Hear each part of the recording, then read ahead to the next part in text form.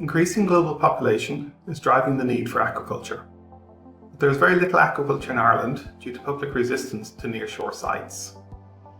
New fish farms, therefore, need to move further offshore, which, due to better water quality, will deliver healthier, larger, leaner fish. But offshore fish farms have more challenging environments, with bigger waves and larger forces. There is therefore a need for new, enabling mooring technology.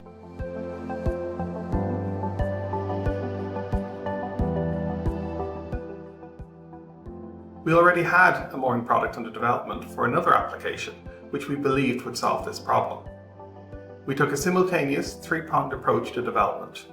Firstly, a mooring system design team modelled and defined the required product behaviour, which would deliver the desired enabling performance.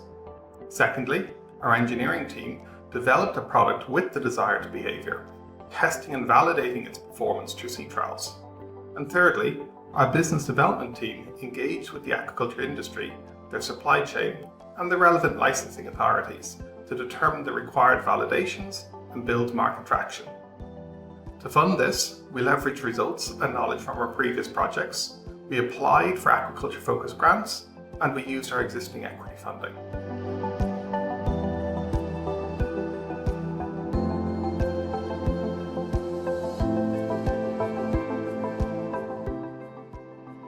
The main challenges seen during the project were, firstly, a lack of vision in the market, with most farmers solely focused on their existing sites and their existing problems.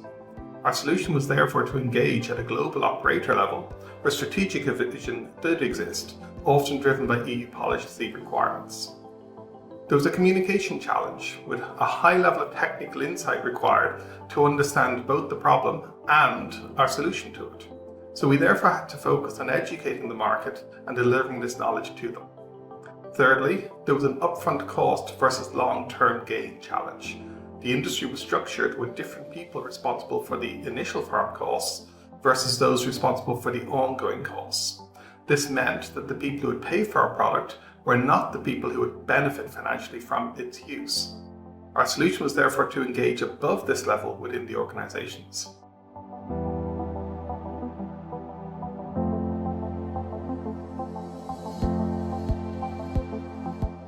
C-springs lower the load and fatigue in mooring lines by greater than 50%.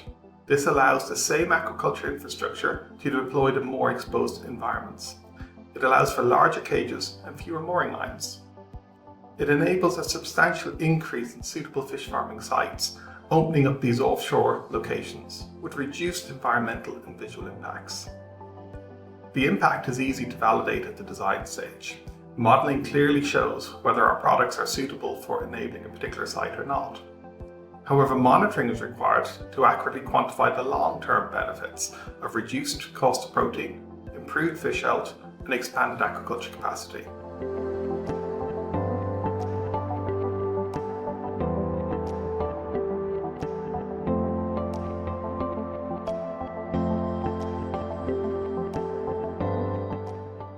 Three key lessons were learned during the project. First, the need for a commercial, not a technical pitch, which was very different from the renewable energy.